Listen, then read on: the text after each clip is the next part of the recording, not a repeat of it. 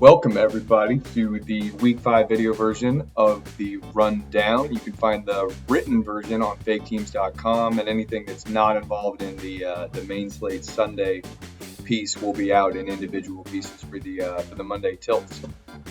But let's dive right into it. Los Angeles Rams at Washington Football Team. So the Washington Football Team, their defensive line, not what it was due to injury, so we don't need to have any trepidation about getting the Rams passing game going. Kupp and Woods are locked in wide receiver twos. The issue with Higbee is that he's just losing snaps to Everett, something we tried to warn you guys about.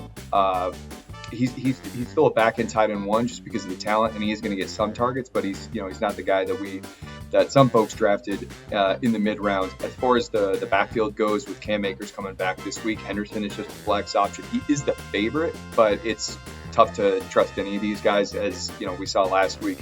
On the Washington side of things, Kyle Allen is now the starting quarterback for the Carolina Panthers, for the Washington Football Team. Last year with the Panthers, he started 12 games. We saw that he liked to pepper the running back, Christian McCaffrey, their top dog, DJ Moore. He also got Curtis Samuel somewhat involved, and he managed to coax like 600 yards out of Greg Olsen, who's 38 years old at this point.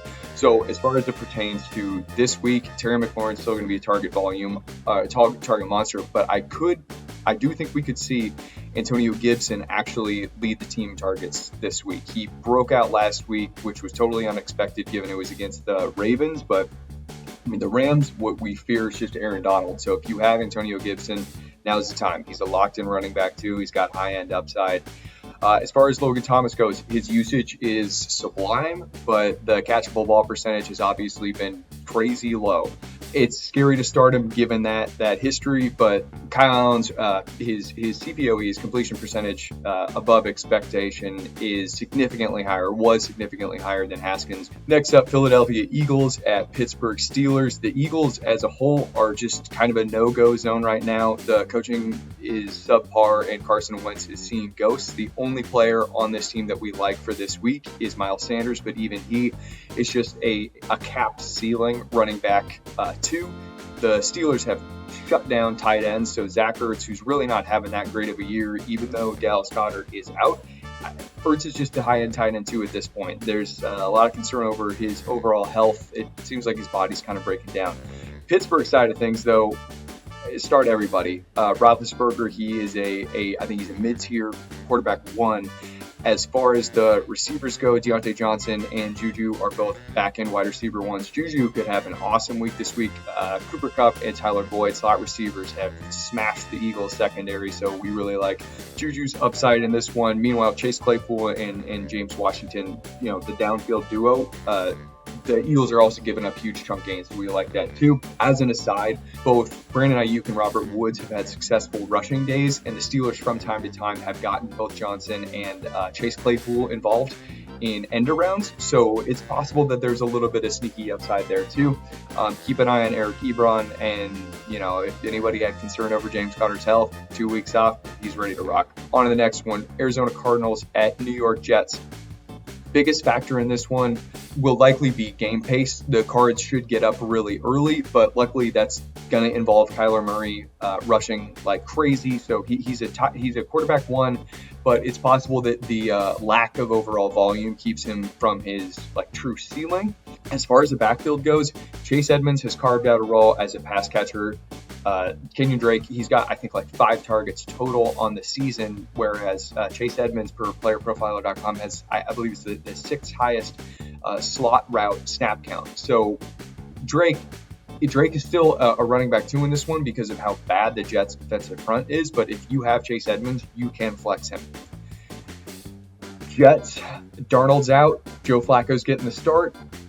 That means even Jamison Crowder does not hold fantasy value anymore because he does not have the mind meld connection with Flacco that he does with Darnold. Le'Veon Bell is going to be back this week likely, but he's no more than a flex option. This team is a dumpster fire. Las Vegas Raiders at Kansas City Chiefs. Okay, so Derek Carr, he's just a quarterback 2. And this week he could be a high-end one given the fact that he's going to be playing from behind, but it's not a great situation. That said, Ruggs being back, he got a full participation designation on Thursday. Ruggs being back is a big deal, so Ruggs can be flexed. Outside of that, we're really only just sticking with Darren Waller as a tight end one. Renfro is super fun, but he's more beneficiary of when others are out. As far as Josh Jacobs goes, the tale of the Kansas City Chiefs run defense this year is they yield a ton of yardage, but they have not allowed running backs to score very much. And Josh Jacobs still, through his career as a Raider, has never scored in a Raiders loss. And we know they're going to lose this week to Kansas City. Theo Riddick was getting pass catching stats last week. So Jacobs he's only going to be getting used in the passing game when the team is up. And it's just, they were just letting him ride as a bell cow. But when they actually need to be in catch up mode like they will this week, he's just not their guy. That said, he's going to pile up so much rushing yardage that we can still trust him on that running back 1/2 borderline, but don't be expecting a smash spot for him here, like, top 3 or top 5 running back. The Chiefs side, just start all of the starters. Monitor Mecole Hardman. He does seem to have carved out, or he may have surpassed Demarcus Robinson on the pecking order. So if he's available in your league, he's an ad right now, but it's not a guarantee that they're really going to even need him this week, and it's not going to be much of a shootout. For what it's worth, Travis Kelce has an excellent history against the Raiders. Not that you needed to know that to start him, but it's something to be excited about. Clyde Edwards-Helaire, don't sweat it. Huge positive touchdown regression incoming. He is an elite running back one option. Jacksonville Jaguars, Houston Texans. This is a shootout. It's going to be a blast to watch. Good offenses with really bad defenses. Gardner, he continues his quarterback one ways this week. DJ Chark back fully healthy from his chest injury. We saw what he did last week. He smashed it. He's a borderline wide receiver 1/2. As far as the remainders of that pass catching core, Laviska Shenault is the guy to own, but he's really just a flex option given the depth that they have at the position. James Robinson continues to see an uptick in his passing game usage. We love that. He is a bell cow in this offense. He's right there on the RB1/RB2 borderline. Lock him into your lineup. This week could be a total smash spot though against the Texans. He has what Jacobs does, and he could go top 5 in scoring this week. The Texans, obviously, Bill O'Brien being fired is a huge deal, and we should be super pumped about it. But in just 1 week, they're not going to have time to implement a new scheme. Tim Kelly is retaking play calling duties, but he's just going to stick with the same. He said as much. He's just going to stick with the same playbook for now. That said, having Bill O'Brien's mind out of there is only a good thing. The hope is that Deshaun Watson is going to be given a little bit more leeway or freedom at the line of scrimmage, which will only result in good things. So Deshaun Watson up as a quarterback one. His top dog receiver, Will Fuller, is right on that wide receiver 1/2 fringe. The other guys, it's just a victim of they have so many players that they can get the ball to that we can't really trust any of the other ones.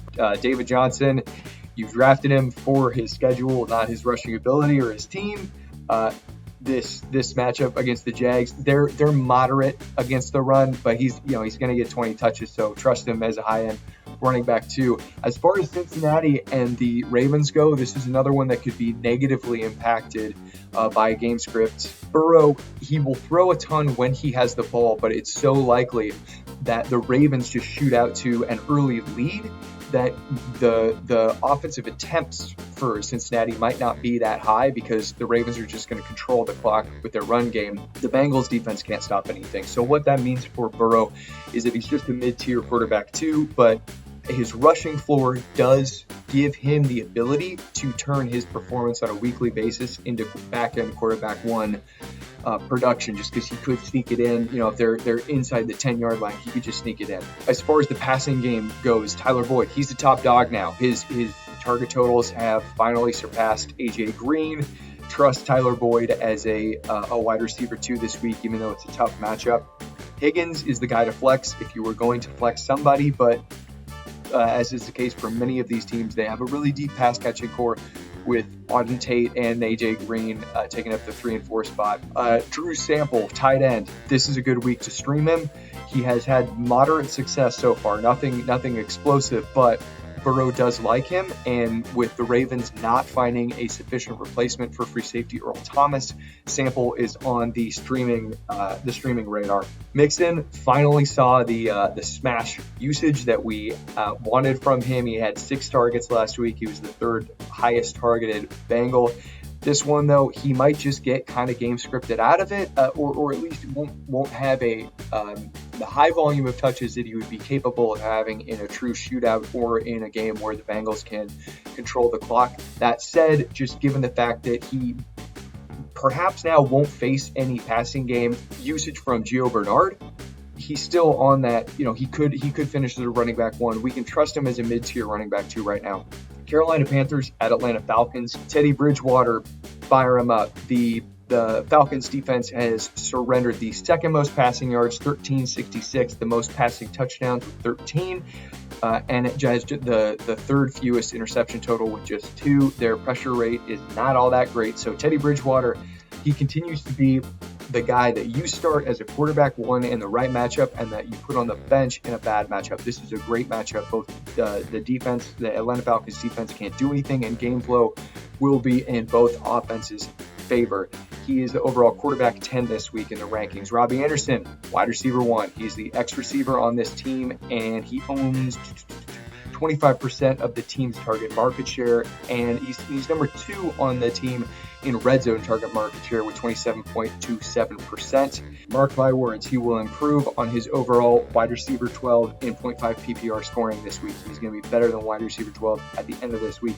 DJ Moore, excellent smash spot for him. We saw DK Metcalf. That was a big one against this defense, and the Chicago Bears are by no means an aerial attack, but they have 5 players go record receptions of 20 yards or more against them. So I know Moore hasn't been what you drafted, but this is the week that he can hit that wide receiver 1. Tight ends have been destroying this Falcons defense. So fire up Ian Thomas if you're in need of a streamer. I know he hasn't been great, but he just got involved last week in the red zone. We like to see that. Mike Davis, he is a running back 1. He's the overall RB4 in our rankings this week, and the usage that he is getting, he's number 3 in the passing attack with a 17.14% target market share, and he leads the team, despite not playing really in week 1, he leads the team in red zone passing usage with 31.82% of the team's target market share. Falcons can't stop anything. He's an elite running back 1.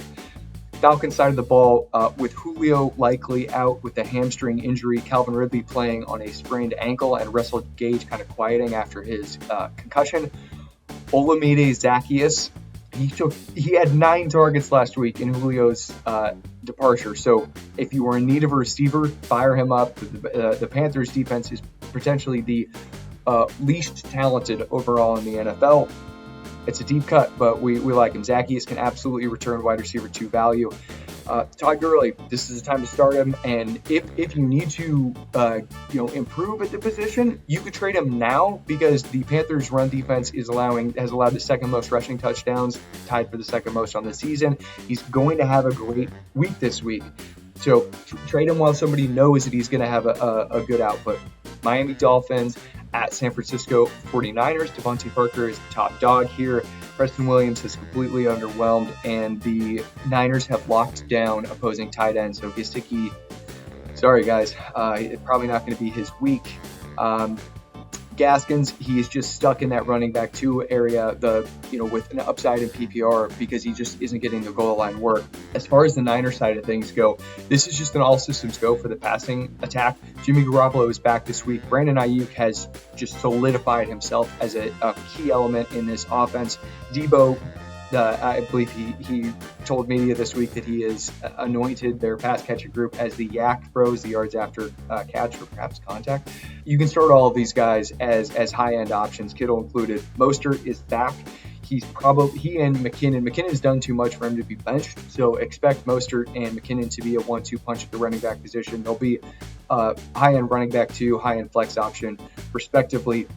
On to the next one, New York Giants at Dallas Cowboys. The Cowboys cannot stop anything deep, so Darius Slayton, this is finally the time that he's going to return value. And the Cowboys are allowing the 2nd most rushing yards to opposing backfields. So Devontae Freeman, who, he's a skeleton out there, but he's got a great matchup. You can flex him if you need to.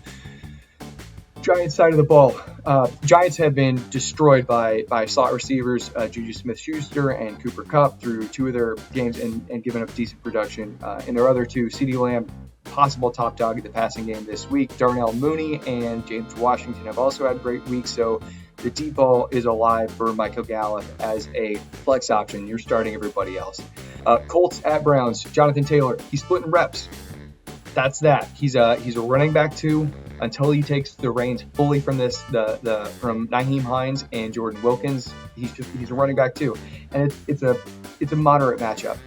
Cut T.Y. Hilton, he doesn't have it anymore. His body has betrayed him. Zach Pascal is number 1 receiver. You can flex him if necessary. Mo Alley-Cox, his snap count is so low, but Rivers has shown he's just his guy. So fire up Mo Alley-Cox as a tight end 1 if you are in need. Slot receivers have had great days against Indianapolis. Braxton Berrios, Laviska Shenault, and Allen Robinson. He kicks inside a lot. All good days, so fire up Jarvis Landry as a flex option. Keelan Cole and Darnell Mooney have had decent showings against them too, so Odell Beckham Jr., it's not the same matchup, so we can't expect the same outing as last week, but he is trustworthy as a flex option. Kareem Hunt, he's going to be an elite running back 1. We do need to monitor the groin injury, though. He's still limited in practice. That means Ernest Johnson is going to take on some sort of role. He would regardless, because this team wants to use 2 running backs, but with Hunt's groin injury, Ernest Johnson garners flex consideration as somebody who will see 10 or more touches in the backfield. Tight end situation is a total avoid. David Njoku's coming back. Okay, moving on to Sunday Night Football. This one is fire the cannons. Kirk Cousins, legit streaming option. Rock Adam Thielen and Justin Jefferson in your lineup along with Dalvin Cook. The ancillary pass catchers are just don't try to roll the dice on any of them. The tight ends, Ole BC Johnson, etc. They're not reliable options. The top dogs are going to ball out though. As far as Seattle goes, you're starting all your main guys. The backfield, Carlos Hyde, his shoulder's too big of an issue to be concerned that he'll sap touches from Chris Carson, but Travis Homer might see some red zone work, might see some work between the 20s as a pass catching option. He's a low floor, but flexible guy, just given the matchup. Both these defenses are just terrible. Greg Olsen, totally fine option to stream this week. Russell Wilson's going to be a touchdown machine. And adding to that, David Moore is a legit NFL wide receiver. If you are in need of a flex option, this Minnesota Vikings secondary is as bad as it gets. So if you need one, you can flex David Moore. Understand he is like 3 or 4 in the pecking order, but it's going to be a smash spot for that whole Seattle passing game. All right. Check me out on Twitter at ginger__Nick, spelled NIC. Hit us up at Fake Teams. Check out the written rundowns. Shoot us your questions. Peace.